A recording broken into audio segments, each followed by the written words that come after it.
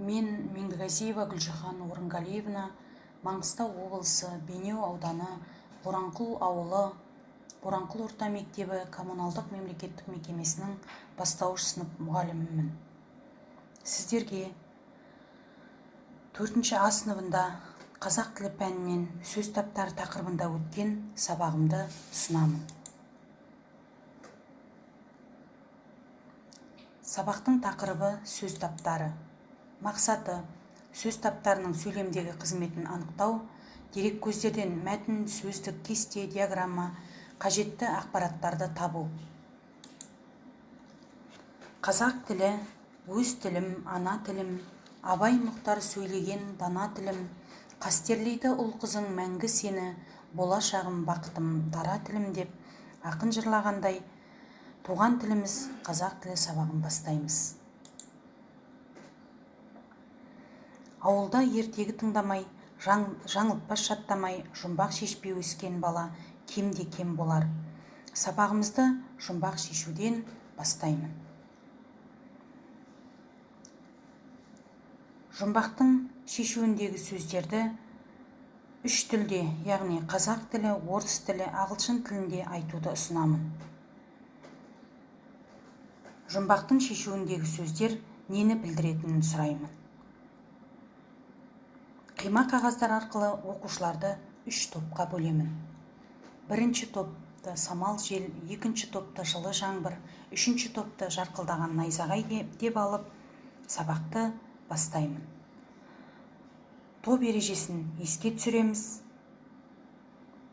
Ережені еске түсіре отырып, сөз таптары туралы алған білімімізді еске түсіреміз.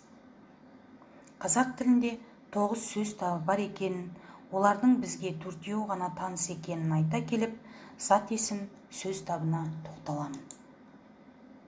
Белгілі бір затқа, нәрсеге, жаратылыс құбылыстары мен қоғамдық құбылыстарға қойылған атауларды зат есім дейміз.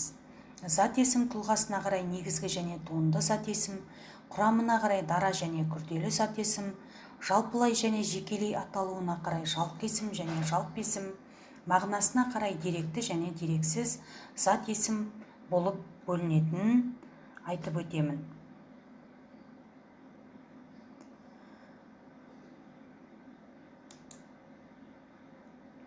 Айтылым дағдысы бойынша әр топқа сөз таптарына қатысты ережелерді еске түсіруді тапсырамын.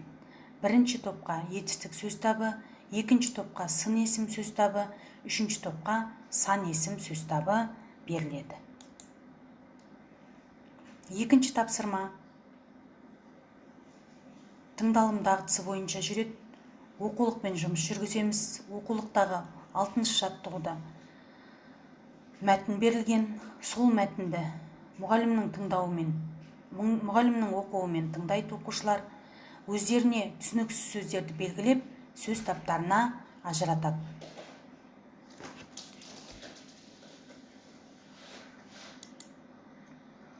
Келесі оқылым дағдысы бойынша 3-ші тапсырма беріледі.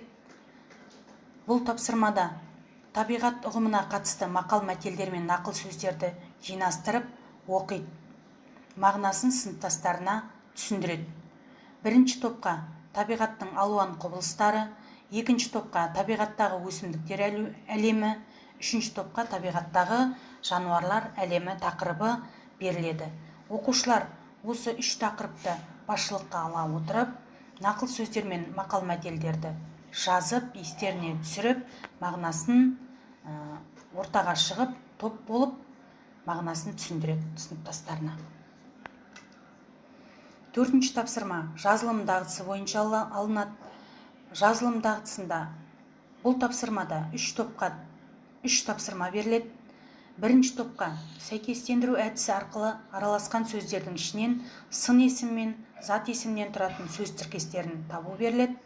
Екінші топқа көп нүктенің орнына тиісті сөздерді қойып, сөйлемдерді сөз таптарына талдау беріледі.